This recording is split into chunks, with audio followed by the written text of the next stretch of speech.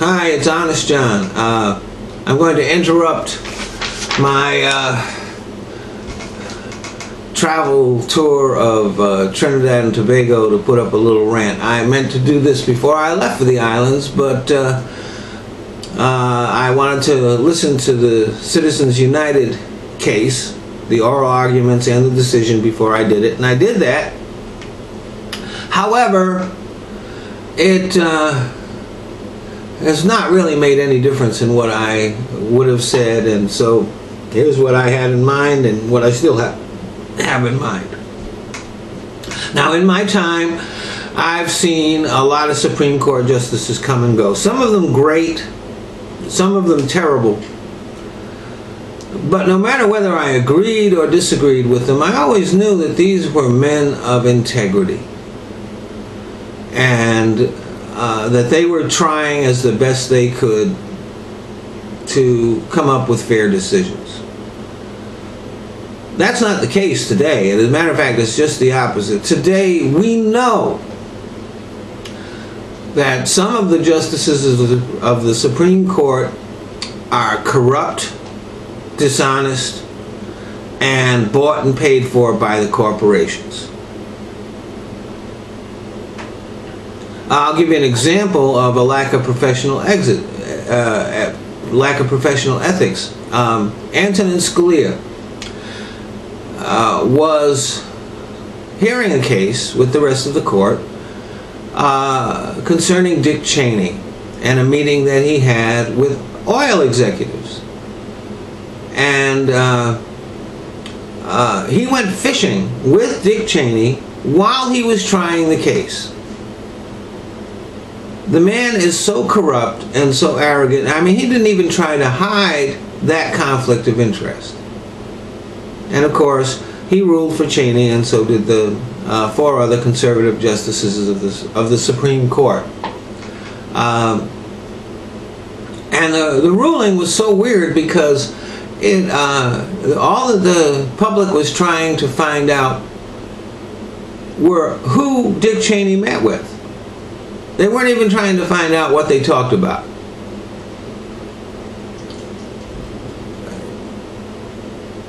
This was an obvious subversion of the principles of open government. Now, Clarence Thomas, now here's a beaut right here. Clarence Thomas committed perjury for years. Every year, he would fill out a financial disclosure form, which is submitted under penalty of perjury. He declared year after year that his wife had no income. None at all, no income. In actuality, she was making $700,000 a year working for the conservative causes and for corporations that were here, that he was trying cases about. He should have recused himself from these cases because he had a direct financial interest in their outcome. So when he was confronted about this, he said, well, the form was too complicated. Here's what the form looked like. Okay, right here, it asked, did your spouse have any income?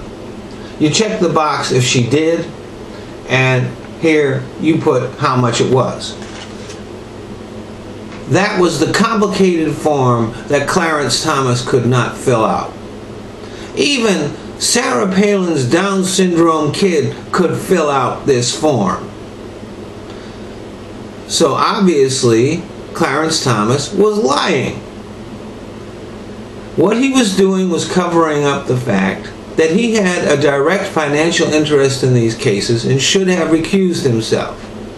So he committed a violation of ethics and perjury every year for, some people say it was 13 years. I'm not exactly sure how many years it was exactly, but for a long time he committed perjury.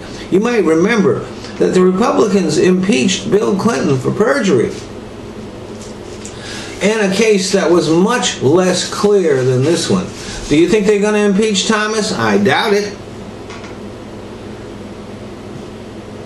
Now, just before the Citizens United decision, Clarence Thomas and Antonin Scalia went to a meeting with the Koch brothers and a bunch of other fat cats. And they were compensated for that. And not only when they were confronted about it, Scalia didn't say anything, because that's how arrogant he is. Thomas said it was just a drop-by. Yeah, he dropped by for 4 days, all of which were paid for. Now, I'm not a lawyer, but I know when something stinks, and the Citizens United decision stinks.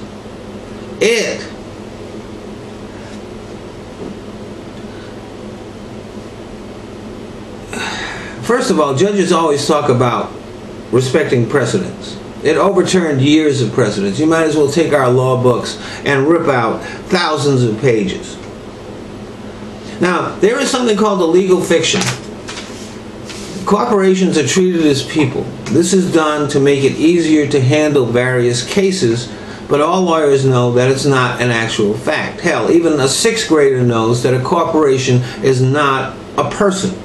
These justices not only rule that corporations are persons, but also that they are citizens, with all the rights of citizens.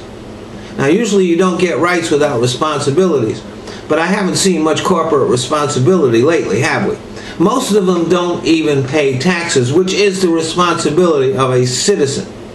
But they've got the rights of citizens now, which I assume that means that corporations now have the right to bear arms. You want to think about that one, don't you? I've traveled all over the world, and in every country I've been to, I've seen offices for Citibank, Bank of America, McDonald's, hundreds of American corporations. So when Samuel Alito said that his ruling did not open the gates for foreign money to influence our elections, he was lying. And he knew he was lying. So that's what we've got. You saw it in the last election. There was a whole lot of foreign money went to trying to get Republicans elected. That should make you question something right there. Why is it that foreigners want Republicans to run our country? And second of all, how long are we going to tolerate having lying, dishonest, filthy scum on our Supreme Court?